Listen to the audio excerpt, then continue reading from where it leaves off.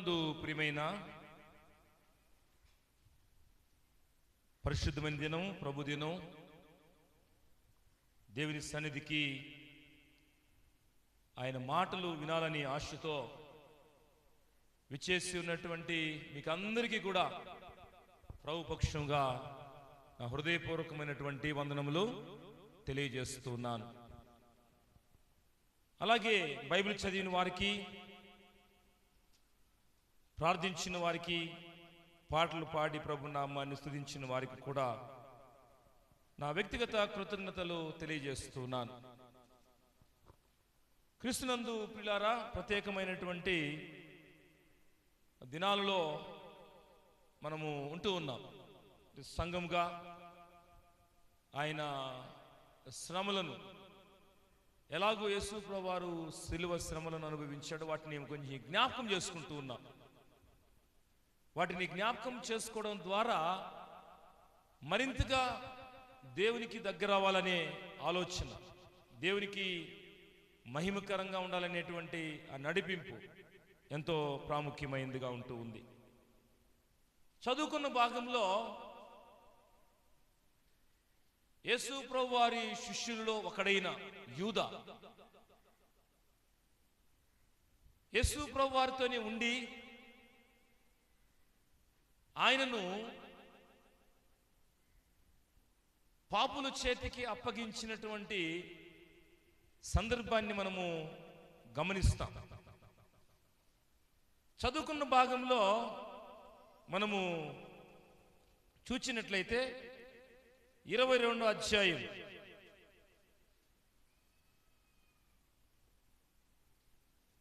3వ వచనంలో, అంతటా 12 మంది శిష్యుల సంఖ్యలో చేరిన ఇస్కరియోతు అనబడిన యూదాలో సాతాను ప్రవేశించెను గనుక వాడు వెళ్ళి ఆయనను వారికేలాగు అప్పగింపవచ్చునో దాన్ని గూర్చి ప్రధాన యాజకులతోనూ అధిపతులతోనూ మాట్లాడెను.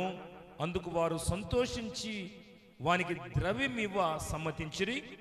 వాడు అందుకు ఒప్పుకొని జనసమూహము లేనప్పుడు ఆయనను వారికి అప్పగించుటకు తగిన సమయము వెదుకుచుండెను. అంటే ఇక్కడ మనము గమనించినట్లయితే ప్రభునందు పిల్లారా, యూదా ఇస్కరియోతు ప్రభువును అప్పగించడానికి, ఆయనతోనే ఉండి ప్రభువును అప్పగించడానికి కొంతమందితో ఒప్పందము చేసుకున్నాడు. సందర్భం అది. ఈరోజు మనం ధ్యానం చేయబోతున్న అంశం ఏంటంటే, ఆయన్ను అప్పగించడం కోసం సమయము వెతుకుతూ ఉన్నాడు, ఎదురు చూస్తున్నాడు. ఆ సమయాన్ని ఎలాగా సద్వినియోగపరుచుకోవాలి, ఆ సమయం కోసము ఎదురు చూస్తూ ఉన్నాడు. ఈరోజు కొన్ని పర్యాయాలు మనము కొన్ని విషయాలకు ఎదురు చూస్తాం. ఫర్ ఎగ్జాంపుల్, మన కార్యక్రమం 11:30 అనుకోండి, నేను 12:30, 12:50, 1 గంటకు వస్తున్నప్పుడు పాస్టర్ గారు వస్తున్నారు, ఇంకా వస్తారు అని ఎదురు చూస్తూ ఉంటారు. కొంతమంది ఓపిక ఉన్న వాళ్ళు ఇంకొక 10 నిమిషాలని పర్వాలేదు. ఓపిక లేని వాళ్ళు ఏమనుకుంటారు, వెంటనే విసుక్కుంటారు, ఇంకా రాలేదే అని. వాస్తవమే, ఎందుకంటే టైం చెప్పాం కదా, రావాలి అంతే. టైం చెప్పినప్పుడు టైంకి రావాలి. కొన్ని పర్యాయాలు కొంతమంది కొన్ని కార్యాలయాల దగ్గరికి వెళ్తారు. వివిధ రకాలైనటువంటి ఆఫీసెస్, కార్యాలయాలు, రెవెన్యూ, అలాగే కార్యాలయాలు ఉంటాయి, కలెక్టర్ సంబంధించినటువంటి ఆఫీసెస్ అవి ఉంటాయి. ఈ రీతిగా అక్కడికి వెళ్ళినప్పుడు వాళ్ళు కూడా టైం చెప్తారు, ఉదయం 10 గంటలకు రమ్మని. కానీ సాయంకాలమైనా కానీ కొంతమందికి ఏమనిపిస్తుంది, ఇంకా వస్తాడు, వస్తే ఈ అర్జీ ఇవ్వచ్చు, అదిగో ఇంకా వస్తాడు, వస్తే నా సమస్య పరిష్కారం అవుద్ది. చూచి ఒక్కసారిగా, అయ్యా ఈరోజు మీరు ఎదురు చూస్తున్నటువంటి ఆయన రాడు అంట, రేపంట అంటే మనకేమనిపిస్తుంది, ఒక తెలియనటువంటి అసహనం, ఒక తెలియనటువంటి బాధ. అయ్యో ఉదయం నుంచి వచ్చానే, మళ్ళీ ఎప్పుడు రమ్మంటారు వాళ్ళు? రేపు ఆదివారం సెలవు, సోమవారం రమ్మంటారు. పోకుండా ఉంటామా? మళ్ళా పోయి 10 గంటలకు కాదు, ఆయన సాయంత్రం వస్తాడు అని చెప్పినా ఎట్టా వచ్చాం కదా, ముందు తెలుసుంటే సాయంత్రమే వద్దు, సాయంత్రం వస్తామని చెప్పాడు కదా, సాయంత్రం ఉండిపోతాంలే, మళ్ళీ అక్కడికి ఇక్కడికి అట్లా తిరుగుదాం. అంటే భౌతికంగా కొన్నిసార్లు మనకు ఎదురవుతున్నటువంటి సంఘటనలు, సందర్భాల ద్వారా కొన్ని విషయాలు మనకు అర్థమవుతాయి, కానీ వాటిలో ఏమాత్రం కూడా విసుగు చెందాం, ఆ పనిని పూర్తి చేసుకోవాలని ఆశపడతాం. ఈరోజు ప్రభువునందు పిల్లరా, ఈ ఇస్కరియోతు అనబడినటువంటి యూదా ప్రభువును ఆ పాపుల చేతికి, లేకపోతే ప్రధాన యాజకుల చేతికి అప్పగించడం కోసము సమయం కోసం ఎదురు చూస్తూ ఉన్నాడు, వెతుకుతూ ఉన్నాడు, ఎదురు చూస్తూ ఉన్నాడు. ఈరోజు మన అంశం ఏంటంటే, మనము దేనిని కోసం ఎదురు చూడాలి? వాస్తవానికి ఇది మంచి పని అంటే మంచి పని కాదు. ప్రభువును ప్రధాన యాజకుల చేతికి, వాళ్ళ చేతికి అప్పగించడం అనేది మంచి పనేం కాదు. అధిపతులకు, ప్రధాన యాజకులకు అప్పగించడం మంచి పనేం కాదు. కానీ ఆయన ఎదురు చూస్తూ ఉన్నాడు. అవసరమైతే కొంత ధనాన్ని కూడా తీసుకోవడానికి సమ్మతించాడు. అన్నీ కూడా అనుకూలపరచబడ్డాయి.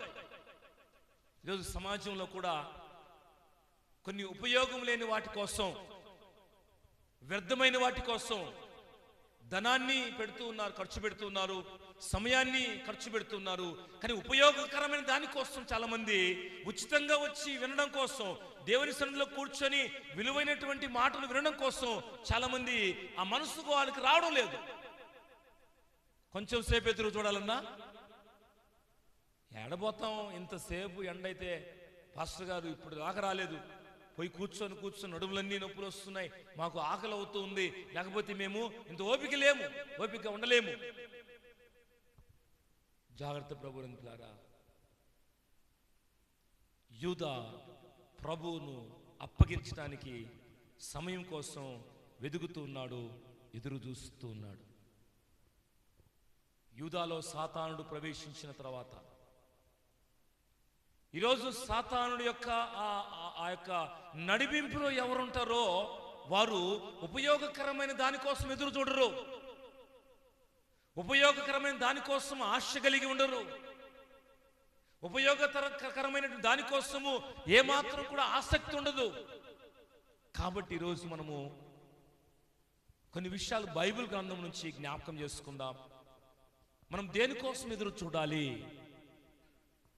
దేనికోసము సమయాన్ని వెచ్చించాలి, సమయం కోసము వెతుకుతూ ఉన్నాడు, ఎదురు చూస్తున్నాడు. దేనికోసం అంటే యేసు ప్రభువారిని, మనవాళ్ళని ప్రేమించడానికి పరమును విడిచి ఈ లోకానికి వచ్చి మనలను ఎంతగానో ప్రేమించిన ప్రభువుని అప్పగించటానికి ఆ సమయం కోసము ఎదురు చూస్తూ ఉన్నాడు, సమయం కోసం వెతుకుతూ ఉన్నాడు. ఈరోజు వాక్యాన్ని వింటున్నటువంటి ప్రియ సహోదరి సహోదరుడా, ఉపయోగం లేని వాటి కోసం, వ్యర్థమైన వాటి కోసం మనము ఎంతగానో ప్రయాసపడతాం, ఎదురు చూస్తూ ఉంటాం, వెతుకుతూ ఉంటాం. కానీ ఎదురు చూడవలసినవి కొన్ని ఉన్నాయి ప్రాముఖ్యంగా మన జీవితంలో. నువ్వు దేనికోసం ఎదురు చూస్తున్నావో దానికోసం ఎదురు చూడగలిగితే, ఇప్పుడు చెప్పబోతున్నటువంటి కొన్ని విషయాలు అర్థం చేసుకునగలిగితే అది ఎంతో మన జీవితాలకు ఉపయోగకరం. కాబట్టి ఈరోజు ఎదురు చూడు అనేటువంటి అంశం, నువ్వు దేనికోసం ఎదురు చూస్తున్నావు? మొదటిది మనం గమనిద్దాం ప్రభువునందుకులారా. ఒకసారి మనము యెషయా గ్రంథము 40వ అధ్యాయం, యెషయా గ్రంథము 40వ అధ్యాయం 31వ వచనంలో రాయబడుతున్నటువంటి మాటను మనము చదువుకుందాం. యెషయా గ్రంథము 40వ అధ్యాయము 31వ వచనం, 40-31లో రాయబడుతున్నటువంటి మాటను మనం చదువుకొని ధ్యానం చేసుకుందాం. 40వ అధ్యాయము 31వ వచనం. యెహోవా కొరకు ఎదురు చూచువారు నూతన బలము పొందుదురు, వారు పక్షిరాజు వలె రెక్కలు చాపి పైకి ఎగురుదురు, అలయక పరిగెత్తుచు సొమ్మసిల్లక నడిచిపోవదురు. దేనికోసం ఎదురు చూడాలి? మనము దేవుని కొరకు ఎదురు చూడాలి. యెహోవా కొరకు ఎదురు చూచువారు నూతన బలాన్ని పొందుతారు. కొంతమంది వృద్ధాప్యం వచ్చినా కానీ వాళ్ళు ఏమంటారంటే ఇంకా మాకు బలము ఉంది అన్నట్లుగా ఫీల్ అవుతూ ఉంటారు. వారి వయసును చెప్పుకోవడానికి కూడా కొంతమంది ఇష్టపడరు. నువ్వు వయసు చెప్పుకున్నా చెప్పుకోకపోయినా నీ శరీర తత్వము ఆ వయసును బయట పెట్టవచ్చు. లేకపోతే కొన్నిసార్లు కొన్ని పనులు చేయలేని పరిస్థితుల్లో వెంటనే మన వయసు బయటపడవచ్చు. అంటే నా ఉద్దేశం, నడవగలవు కానీ పరిగెత్తాల్సి వస్తే నువ్వు అనుకోవచ్చు నేను పరిగెత్తగలనని.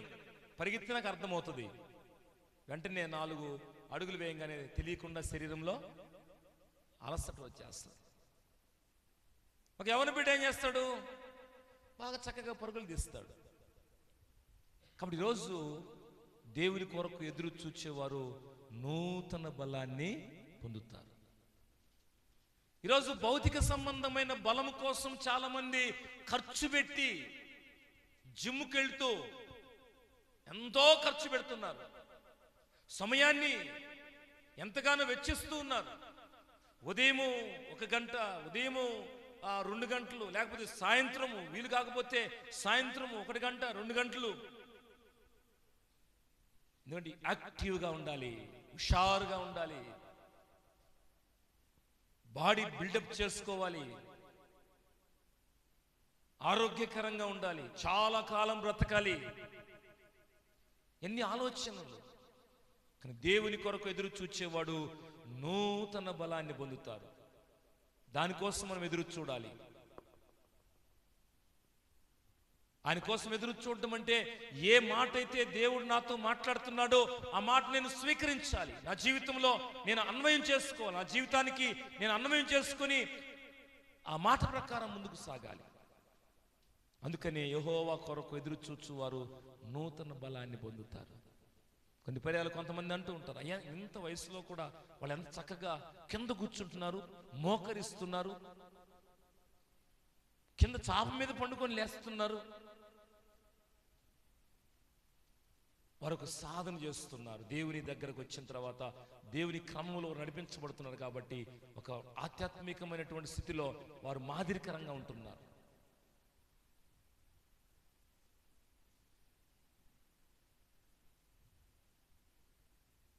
మనొక వ్యక్తి ప్రార్థిస్తుంటే నేను గమనించాను. ఆయన వయసు ఖచ్చితంగా చెప్పాలంటే 79 సంవత్సరాలు. మందిరంలో మోకరించి ప్రార్థిస్తున్నాడు. దేవుని మీద ఆసక్తి, దేవుని మీద ఆశ కలిగి ఉండి ఆయన వైపు చూస్తున్నాడు కనుక దేవుడు ఆ బలాన్ని ఇచ్చాడు, మోకరించగలిగేటువంటి బలాన్ని ఇచ్చాడు. మనం ముందుగానే మోకరించమంటే మనకేమొస్తుంది ఆలోచన? లేదు పాస్టర్, నాకు మోకాలు నొప్పులు లేని మోకరించలేనులే, నాకు నడుముల నొప్పులు లేని మోకరించలేనులే, అందుకని పాస్టర్ నువ్వు మోకరించమంటావని నేను మందిరానికి రావడం లేదు. ఇంకొంతమంది పెద్ద అది అంటే జ్ఞానం అనుకుంటున్నాను. జస్ట్ నేను చిన్న ఎగ్జాంపుల్ మీకు అర్థం కావడం కోసం చెప్తున్నాను.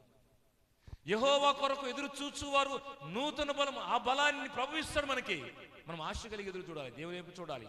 ప్రభువా నీ సన్నిధిలో నేను మోకరించాలి, నీ సన్నిధిలో నేను దినదినము నూతన పరచబడాలి, నా ఆలోచన విధానం మార్చబడాలి.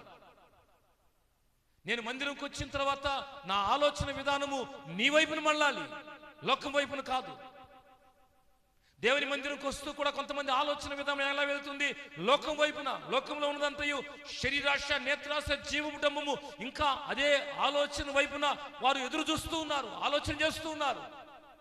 నేను నీ మందిరంకి వస్తున్నాను, నీ వాక్యం కోసం ఎదురు చూస్తున్నాను, వాక్యం వింటున్నా, నేను నూతన బలము చేత నీ వైపు చూస్తూ నేను ముందుకు సాగాలి. వారు అలయక పరిగెత్తుతారు, సమ్మసిల్లక వారు సాగిపోతారు, నడిచిపోతారు. కాబట్టి మనం ఏమి ఎదురు చూడాలి? యూదా ఇస్కరియోతు అయితే యేసు ప్రభు వారిని ఎలాగా అప్పగించాలి సమయం కోసం ఎదుగుతూ ఉన్నాడు, ఎదురు చూస్తూ ఉన్నాడు. మనం దేనికోసం ఎదురు చూడాలి? ఒక మంచి పని కోసము. కొంత ప్రయాసపడిన ప్రయోజనం లేదు. ఈరోజు దేవుని మందిరంకి వచ్చి కూర్చొని దేవుని వాక్యం కోసం ఆశతో ఎదురు చూడటంలో తప్పు లేదు. ఆయన వాక్యం ద్వారా ఒక నూతనత్వమైనటువంటి విధి విధానాన్ని ప్రభు మనకు తెలియజేస్తాడు. నువ్వే మాట పలకకూడదో, ఏ జీవితం జీవించకూడదో, ఏ రీతిగా నువ్వు జీవించడం ద్వారా అది మనకు మేలుకరమో ఆ విషయాలు మనకు తెలియచేస్తాడు వాక్యమై ఉన్న దేవుడు. ఎదురు చూడాలి దేనికోసం అంటే నూతన బలం కోసం, దేవుని ద్వారా వచ్చేటువంటి నడిపింపు కోసం మనం ఎదురు చూడాలి. మొదటి విషయం. రెండో విషయాన్ని జ్ఞాపకం చేసుకుందాం ప్రభునందు పిల్లారా. రెండో విషయాన్ని మనం జ్ఞాపకం చేసుకుందాం. రెండో విషయాన్ని మనం చూసినట్లయితే ఒకసారి మనము గుర్తు చేసుకుందాం. లూకాసు వార్త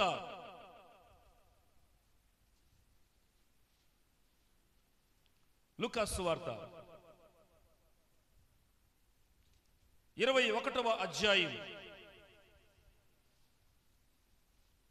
26 మరియు 27 వచనాలు. లూకాసు వార్త 21వ అధ్యాయము 26 మరియు 27 వచనాలు.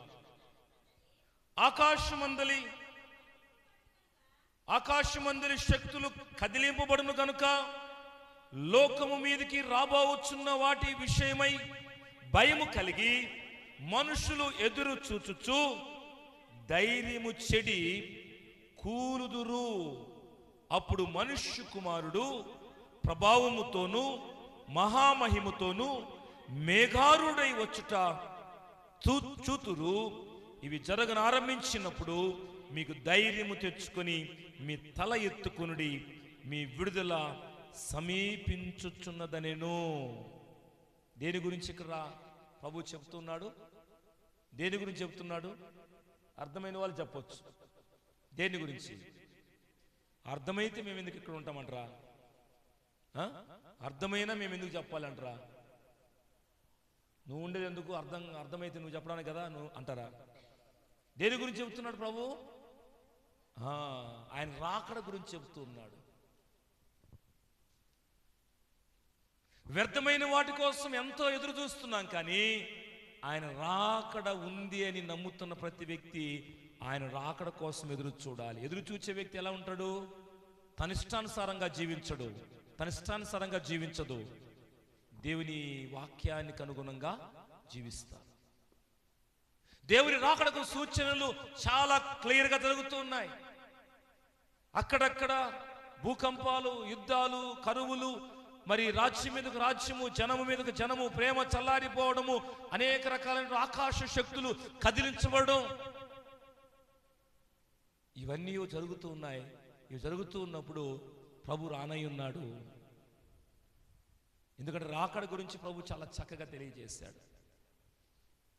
ఆ రాకడ కోసం మనం ఎదురు చూడాలి. అయ్యా, నీవెప్పుడు వచ్చినా నేను సిద్ధంగా ఉంటాను, నీ రాజ్యానికి నేను వారసులుగా ఉండాలి అనే ఆశతో కలిగి ఉన్నవారు రాకడ కోసం ఎదురు చూస్తూ ఉంటారు. దేవునికి దూరంగా ఉండే వాళ్ళు ఏమనుకుంటారు? ఇంకా ఒక నెల రోజులు ఆలస్యం అయితే బాగుండు, ఇంకొక సంవత్సరం ఆలస్యం అయితే బాగుండు దేవుని రాకడ, ఇంకొంచెం నేను చేయాల్సినవి ఉన్నాయి, అన్నీ చేసేసి అప్పుడు నేను దేవుని రాకడ కోసం ఎదురు చూస్తాను. మన ఆలోచన ప్రకారం కాదు. ప్రభు చాలా వాగ్దానం చేశాడు. ఆయన వాగ్దానం చేసిన వాడు ఆలస్యం చేయక వస్తాడు. ఈరోజు ఈ వాక్యం వింటున్న మనము ఆయన రాకడ కోసం మనం ఎదురు చూచే వాళ్ళుగా ఉండాలి. కొన్ని పర్యాయాలు మనకు సంబంధించిన కుటుంబీకులు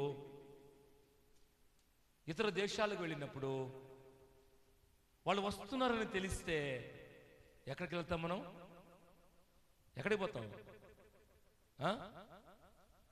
కొంతమంది బస్సు దగ్గరికి వెళ్తారు, మరి కొంతమంది ట్రైన్ దగ్గరికి వెళ్తారు, మరి కొంతమంది ఆ ఫ్లైట్ ఎక్కడ దిగుద్దో అక్కడికి వెళ్ళి చూస్తూ ఉంటారు.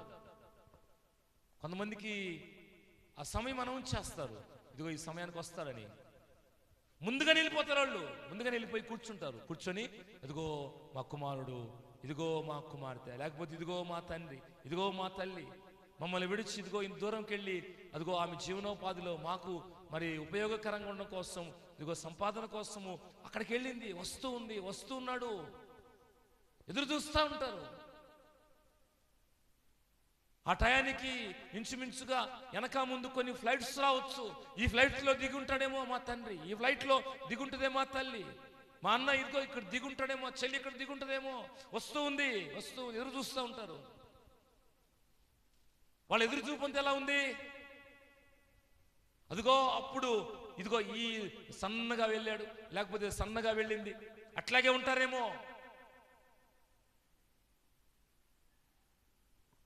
ఒకవేళ రూపం మారిపోయి ఉండొచ్చు, కొన్ని సంవత్సరాల తర్వాత వారి శరీర పరిస్థితులు మారిపోయి ఉండొచ్చు.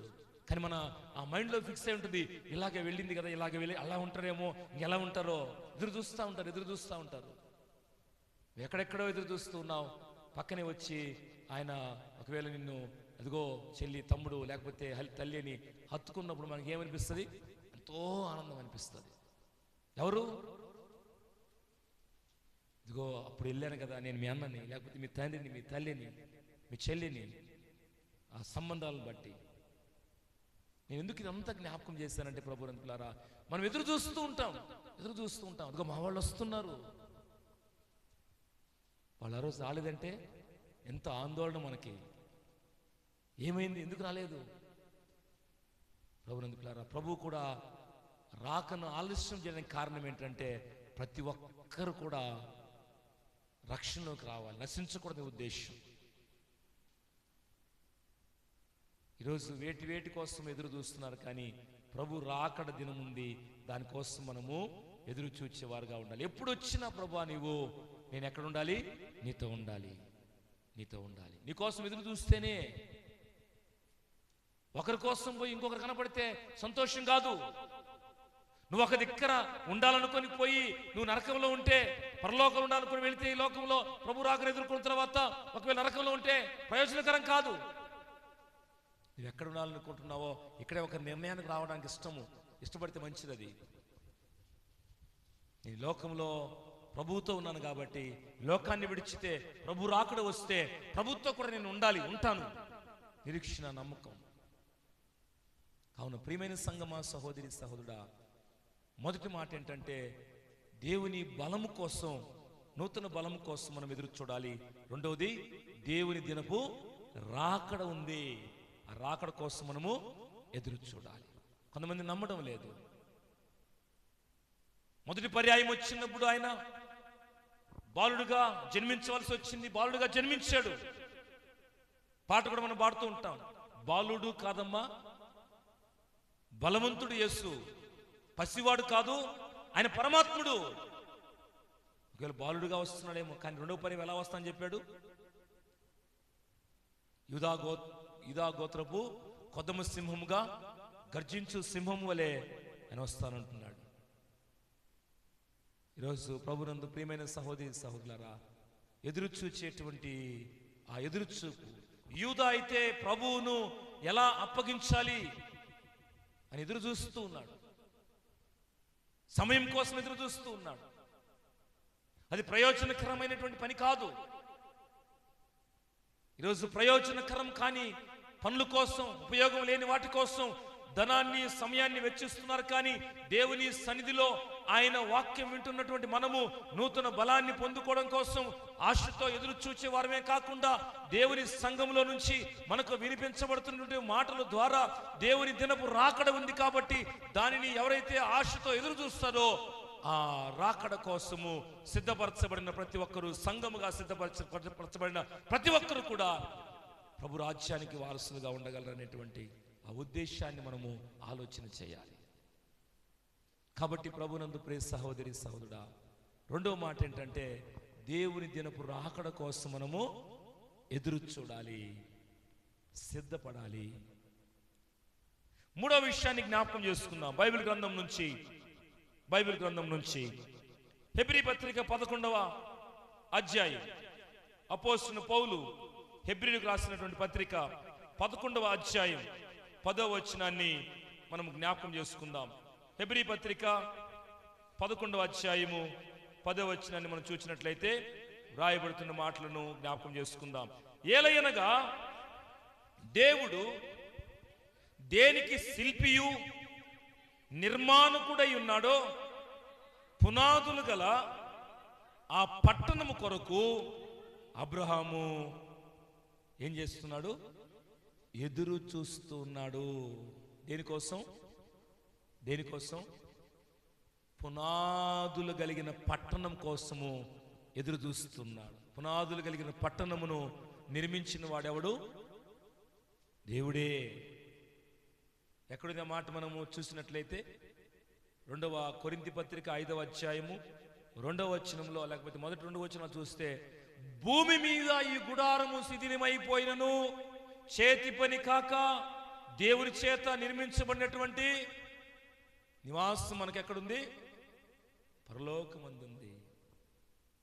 ప్రభునందు ప్రియులారా, పునాదులు కలిగిన పట్టణం. ఈరోజు మనము భౌతిక సంబంధంగా గట్టి పునాది వేసినటువంటి పునాది కొంత సమయం తర్వాత అది దేని విషయమో తెలియదు, కానీ అది పగులు రావచ్చు, తర్వాత కూలిపోవచ్చు. కానీ పునాదులు కలిగిన పట్టణము అది పాడవదు. ఎందుకంటే ప్రభువే దానిని నిర్మించాడు కనుక. అబ్రహాము అది తెలుసుకున్నాడు. దేవుని పట్టణము, పునాదులు కలిగిన పట్టణము, ఆ పట్టణంలో నేను ఉండాలని ఎదురు చూస్తూ ఉన్నాడు. ఈరోజు చాలా మందికి పరలోక రాజ్యాన్ని గురించి చెబితే ఎలా చూస్తున్నారు? చాలా మంది హేళనగా చూస్తున్నారు. పరలోకం లేదు, ఏం లేదు, పరలోకం లేదు, గిరలోకం లేదు, ఏం లేదు పో అంటున్నారు. కొంతమంది భయపెడుతున్నారు. వీళ్ళు పరలోకం ఏడుంది, గిరలోకం ఏడుంది, ఏ లేదు పో, ఉన్న కాడికి బతికిన కాడికి బతకడం, తిన్న కాడికి తినడం, తిరిగిన కాడికి తిరగడం, ఇదే జీవితం అంటున్నారు. బైబిల్ను విశ్వసించిన ప్రతి ఒక్కరూ గమనించాలి. ఒకవేళ ఈ వాక్యం ద్వారా మనం గమనిస్తే, పునాదులు కలిగిన పట్టణం ఉంది. మన పట్టణాలు కొన్ని ఉన్నాయి. ఆ పట్టణాలు ఏమవుతున్నాయి? చిన్న చిన్న భూకంపాలు వస్తే చూడ్డానికి ఎంత ఎత్తు? 14 అంతస్తులు, 20 అంతస్తులు, 30 అంతస్తులు. చిన్న కదలికలు వస్తే ఎట్లా అవుతున్నాయి? చిన్నపిల్లకాయలు చిన్నప్పుడు ఆటలాడుతూ ఉంటారు. ఏం ఆటలయ్యి? చిన్న చిన్న పెట్లు పెట్టి పైకి పెట్టుకుని పేర్చుకుని ఆటలాడుతూ ఉంటారు. కింద ఒక్కటి పడిందంటే పైన ఏమవుతాయి? అట్నే కొప్పుకొలిపోతాయి. లేదు, కొన్ని పట్టణాలు చిన్న భూకంపపు ఆ కదలికలు వచ్చినప్పుడు వెంటనే కుప్పగా ఆ పట్టణం అంతా ఇదైపోతుంది. ఇంజనీరే కట్టాడు, కట్టవలసిన రీతిలోనే కట్టాడు, కోట్లు ఖర్చు పెట్టి కట్టింది, ప్లానింగ్ లేకుండా కట్టలా. చిన్న భూకంపం వస్తే ఏమవుతున్నది? ప్రభునందు ప్రియులారా, ఈ పునాదులు కలిగిన పట్టణానికి భూకంపపు తాకిడి ఉండదు. దేవుని నామానికి మహిమ కలుగును గాక. ఆ పునాదులు కలిగిన పట్టణంలో నీవు ఉండాలి అంటే దానికోసం మనం ఎదురు చూడాలి. అబ్రహాము ఎదురు చూచాడు. పునాదులు కలిగిన పట్టణానికి భూకంపు తాకిడి ఉండదు. ఎందుకంటే దానికి ప్రభువే శిల్పియు నిర్మాణకుడై ఉన్నాడు. ఆయన నిర్మించిన పట్టణము అది శిథిలము కాదు. దేవుని నామానికి మహిమ కలుగును గాక. ఎవరైతే దేవుని వాక్యం చేత కట్టబడిన జీవితంగా ఉంటారో వారు శిథిలము కారు, వారి ఆత్మ శిథిలము కాదు. వారు ఏ వాక్యాన్ని గౌరవిస్తూ ముందుకు సాగుతుంటారో వారు పునాదులు కలిగిన పట్టణం కోసం ఎదురు చూస్తారు. ప్రభువా, ఈ లోకంలో ప్రాణం ఎప్పుడు పోయినా నేను ఆ పట్టణంలో ఉండాలి. అది నీ పట్టణము, నీ చేత నిర్మించబడిన పట్టణము, అది పరలోక పట్టణము, పునాదులు కలిగిన పట్టణము, నెమ్మది కలిగిన పట్టణము. ఆ పట్టణంలో నా ఆత్మ ఉండాలి ప్రభు అని ఎదురు చూస్తూ ఉంటారు. మనం ఏదో ఎదురు చూస్తూ ఉన్నాం? చనిపోవాలని కాదులే, బ్రతకాలి బ్రతకాలి బ్రతకాలి. కొన్నిసార్లు మనం ఎదురు చూస్తున్నాం, ఇంకొంచెం కాలం బతికితే బాగుండు, ఇంకొంచెం చేయాల్సింది మిగిలిపోయింది, ఇంకొంచెం పాపం మిగిలిపోయింది, ఇంకొంచెం అని పాపం అని చెప్పంలే, కానీ చేసే పనులు అలాంటివే. ఇంకొంచెం కాలం బతికితే బాగుండు, అయ్యో ఇంకా ఇంకా ఇంకా. కొంతమంది చేతికి కర్ర వచ్చినా చేతగాని పనులు చేస్తూ ఉన్నారు. ఎలాంటి పనులు అయ్యి? అవమానకరమైన పనులు కదా. వృద్ధాప్యం వచ్చినా కానీ వారి బుద్ధి మారని జీవితాలు జీవిస్తూ ఉన్నారు. అబ్రహాము పునాదులు కలిగిన పట్టణం కోసం ఎదురు చూశాడు. 3వ విషయం ముగిస్తున్నాను. 3 విషయాలు గమనించాను. యూదా ఇస్కరియోతు యేసు ప్రభు వారిని ఆయనను అప్పగించడం కోసం సమయం కోసం ఎదురు చూస్తూ ఉన్నాడు. ఎప్పుడు అప్పగించాలి ప్రభువునని. ఈరోజు కూడా కొన్నిసార్లు మనం ఏం చేస్తున్నాం? ప్రభువును కలిగినట్లే ఉంటున్నాం, ప్రభు వెంబడి ఉన్నట్లుగానే ఉంటున్నాం. కానీ మనం చేసేటువంటి కొన్ని పనులను బట్టి ప్రభువును అప్పగించే కోవలోకి వెళ్ళిపోతున్నామేమో. యూదా ఇస్కరియోతు కోవలోకి మనం వెళ్ళిపోతున్నాము. జాగ్రత్తగా ప్రభువునందు పిల్లారా. అందుకని యెహోవా కొరకు ఎదురు చూచేవారు నూతన బలాన్ని పొందుతారు. ఆయన కోసం ఎదురు చూద్దాం. ఆయన వాక్యం కోసం, ఆయన సన్నిధి కోసం ఆలస్యమైన పర్లేదు. ఆ వాక్యం వినాలి, ఖచ్చితంగా ఆత్మీయంగా బలపరచబడాలి. వాక్యం కోసం ఎదురు చూద్దాం. వాక్యమైన దేవుణ్ణి గౌరవిద్దాం, కనపరుద్దాం. నూతన బలాన్ని పొందుతారు దానికోసం ఎదురు చూచేవాళ్ళు. రెండవది, రాకడ దినం కోసం ఎదురు చూచేవాళ్ళు ఆ రాకడ సమయమందు ఆయనతో ఉండేటువంటి, ఆయన రాజ్యానికి చేరువయ్యేటువంటి జీవితాలు కలిగి ఉంటారు. మూడవది, పునాదులు కలిగిన పట్టణం కోసం ఎదురు చూడాలి. రాకడ వస్తుంది, మంచిదే. ప్రభువులో ఉన్నవాడు ఆ ప్రభువుని ఎదుర్కొని ఈ పునాదులు కలిగిన పట్టణంలోకి ప్రవేశించేటువంటి భాగ్యం. ప్రభువే దాను సిద్ధపరిచినటువంటి పట్టణం కాబట్టి పునాదులు కలిగిన పట్టణంలో నా ఆత్మ ఉండాలి. అందరం అనుకున్నాం ఆ మాట. దేవుని రాజ్యంలో అందరం ఉంటాం, సంఘం అంతా ఉంటాం. మనమేమనుకుంటున్నాం? నేనే ఉండాలి, అది ఆమె ఉండకూడదు. ఆమె ఉండదు, నువ్వు ఉండవు. ఒకవేళ ఈ ఆలోచన ఆమె కలిగి ఉంటే, మన ఆలోచన ఏంటి? నేనే ఉండాలి పరలోకంలో, ఆమె ఉండకూడదు. పాస్టయ్య, అవసరమైతే 50 రూపాయలు కానుక ఎక్కి వేస్తా, నీకు ప్రార్థన చేయట్లాగా. ఆమె ఉండకూడదు, నేనే ఉండాలి. ఆయన ఉండకూడదు, నేనే ఉండాలి. కానుకలు ప్రాముఖ్యం కాదు. నీ కన్నీరు ప్రభు దగ్గర కార్చే విధానం, మారు మనస్సు, క్షమాపణ, పశ్చాత్తాపం చాలా ప్రాముఖ్యం. మూడో విషయం నేను ముగిస్తున్నాను. ఎదురుచూపు. దేనికోసం ఎదురు చూస్తూ ఉన్నావు? నూతన బలం కొరకు ఎదురు చూడు, దేవుని రాకడ కోసం ఎదురు చూడు, పునాదులు కలిగిన పట్టణం కోసం ఎదురు చూడు. చివరిది ఏంటంటే ప్రభునందు పిల్లారా, హెబ్రీ పత్రిక 13వ అధ్యాయము 14వ వచనం చూద్దాం. హెబ్రీ పత్రిక 13వ అధ్యాయము 14వ వచనం. ఒక పేజీ తిప్పితే మీకు కనిపిస్తుంది అనుకుంటా, 1 కానీ 2 కానీ. నిలువరమైన పట్టణం మనకి ఇక్కడ లేదు, కానీ ఉండబోచున్న దానికోసము ఎదురు చూచుచున్నాము. ఈ పట్టణం ఎలాంటిదంట? ఎలాంటిది పట్టణము? నిలువరమైన పట్టణం ఇది కాదు. పునాదులు కలిగిన పట్టణము, నిలువరమైన పట్టణము. అదే ప్రభు చేత సిద్ధపరచబడినటువంటి స్థలం. ఈ లోకంలో బ్రతికి ఉన్నప్పుడే మనం ఏం కలిగి ఉండాలి? నిలువరమైన పట్టణం ఇక్కడ లేదు, కానీ ఉండబోచున్న దానికోసము ఎదురు చూస్తున్నాము. అంటే మనం బ్రతికి ఉన్నప్పుడే మనం ఏం చేయాలి? ఒక నిర్ణయానికి రావాలి. చచ్చిపోయినాక పోతాలే పాస్టయ్య, నేను ఖచ్చితంగా పోతాను. అవసరమైతే నువ్వు ప్రార్థన చేయి, నేను పోయేటట్లుగా. ఖచ్చితంగా పోతాను నేను, నువ్వు ప్రార్థన చేయి, ఖచ్చితంగా పోతాను. చాలా క్లియర్గా ఉంది బైబిల్లో. నిలువరమైన పట్టణం మనకి ఇక్కడ లేదు, కానీ ఉండబోచున్న దానికోసము ఎదురు చూస్తూ ఉన్నాము. ఆ ఉండబోచున్న స్థలము, నిర్ణయము ఎవరిది వారిది, వ్యక్తిగతం. నేను వెళ్తూ రామ్మ అని నా భార్యను తీసుకుని పోలేను నేను. ఆమె కూడా అంతే. ఆమె పోతూ నా భర్తే గది లాక్కొని పోలేదు. అక్కడ బాంధవ్యాలు, బంధుత్వాలు లేవు. ప్రభు ఆత్మ కలిగినటువంటి వారంగా, ఆయన వాక్యాన్ని విన్న వారంగా, ఎవరి ఆత్మరక్షణ వాళ్ళది.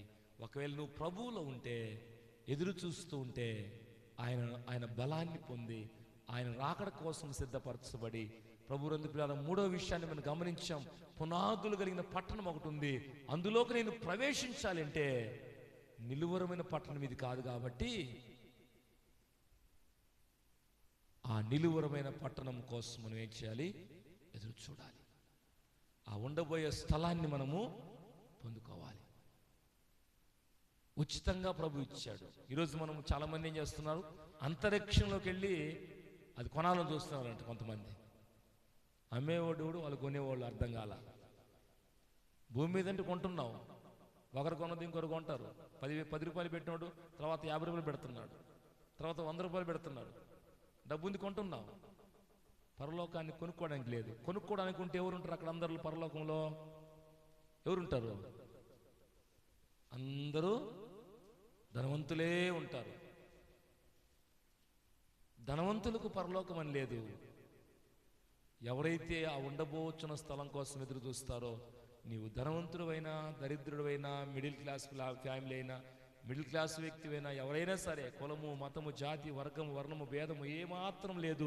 ప్రపంచంలో ఏ మూలని ఉన్నా ప్రభువును కలిగి ప్రభు మార్గంలో జీవిస్తూ ఆయన వాక్యాన్ని గౌరవిస్తూ ఒక పట్టణం ఉంది, ఆ పట్టణం ప్రభు నా కోసం సిద్ధపరచని తెలుసుకున్న తర్వాత ఆ పట్టణంలో నేను ప్రవేశించాలనుకున్నటువంటి నీకు ఆశ ఉంటే ఆ ఉండబోచున్న దానికోసము ఎదురు చూస్తూ ఉంటా. అయ్యా, ఎప్పుడు నీవు వచ్చినా, ఈ లోకంలో ఎప్పుడు నేను చచ్చినా, ఈ రాజ్యానికి నేను వారసుగా ఉండాలి. నా ఆత్మ అక్కడ మాత్రమే నెమ్మదిగా ఉండే స్థలం అని బైబిల్ చెప్తుంది. కాబట్టి ఆ రాజ్యానికి నేను వారసుగా ఉండాలి ప్రభు అని ఆశతో ఎదురు చూస్తూ ఉంటా.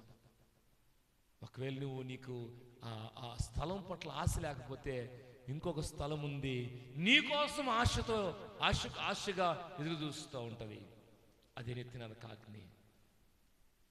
నీకోసం నేను ఆశగా ఉన్నాను, వచ్చేయి నా దగ్గరకు, ఇక్కడ వేదన పడదు రా అని నెత్తిన కాగ్ని ఆశగా ఉంది. అందుకని ప్రభు మనల్ని ప్రేమిస్తూ చెప్తున్నాడు.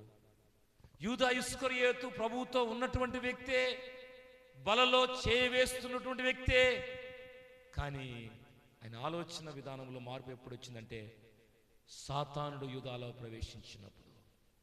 ఈరోజు ఈ వాక్యము మన హృదయంలో ఉన్నంత వరకు సాతానుడు మనల్ని ఏమీ చేయలేడు. కానీ కొంతమంది ఏం చేస్తున్నారు?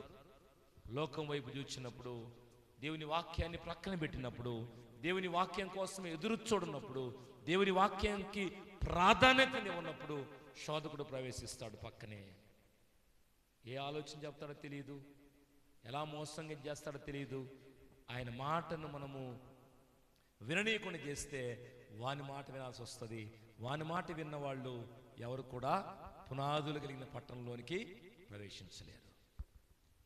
కాబట్టి దేవుని కొరకు ఎదురు చూస్తూ, ఆ రాకడ ఎప్పుడో తెలియదు కాబట్టి రాకడ కోసం సిద్ధపడి పునాదులు కలిగినటువంటి పట్టణంలో నేను ఉండాలనే ఆశతో, నువ్వు ఉండబోతున్న స్థలం ఏదో ఒక నిర్ణయంతో ఈ లోకాన్ని నీవు విడిచితే అంతకంటే ధన్యమైన జీవితం మరొకటి లేదు.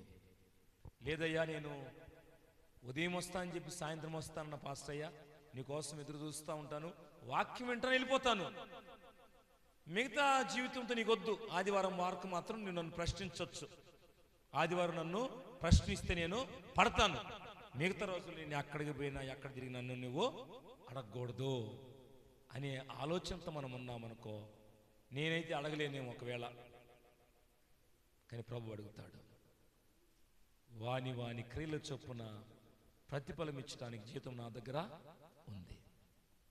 ఈ మధ్యాహ్న వేళలో వాక్యాన్ని విని ఉన్న ప్రియమైన సహోదరి సహోదరుడా, మనము ఎదురు చూస్తున్నది వ్యర్థమైన వాటి కోసం ఎదురు చూడొద్దు, కానీ ఉపయోగకరమైన దానికోసం ఎదురు చూద్దాం. యెహోవా కొరకు ఎదురు చూస్తూ నూతన బలాన్ని పొందుకుందాం.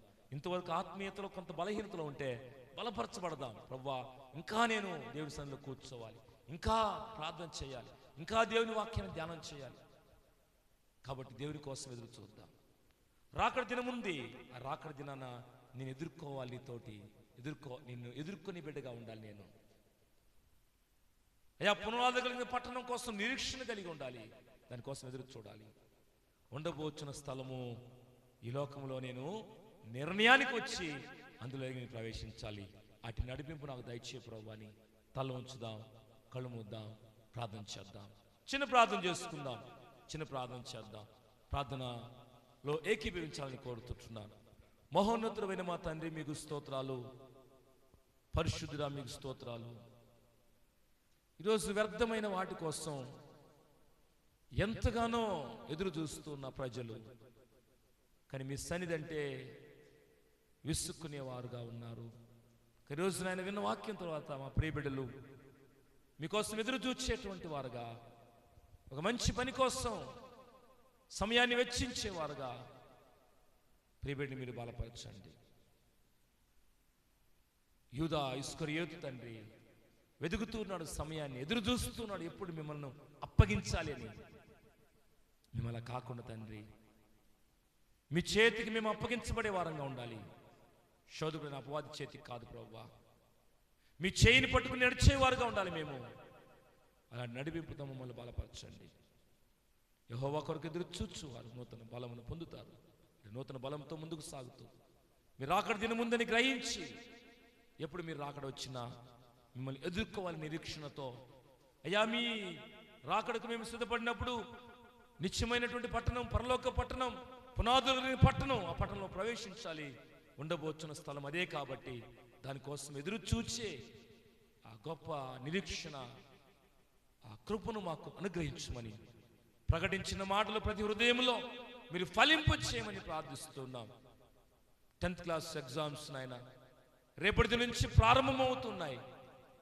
మార్చి మాసం 17వ తారీఖు నుంచి ప్రభా 2020వ సంవత్సరం ప్రభా ఆ పరీక్ష రాస్తున్న సిద్ధపడుతున్న బిడ్డలు ఈ వాక్యం వింటున్నటువంటి వారు ఉండొచ్చు, లేకపోతే నైనా ఆయా సందర్భాల్లో మరి ఎవరైతేనైనా ఆ పరీక్షకు సిద్ధపడుతున్న వారు ఉండొచ్చు. వారిని దర్శించి దీవించమని, జ్ఞానంతో నింపమని యేసు నామములో ప్రార్థిస్తున్నాం తండ్రి. ఆమేన్.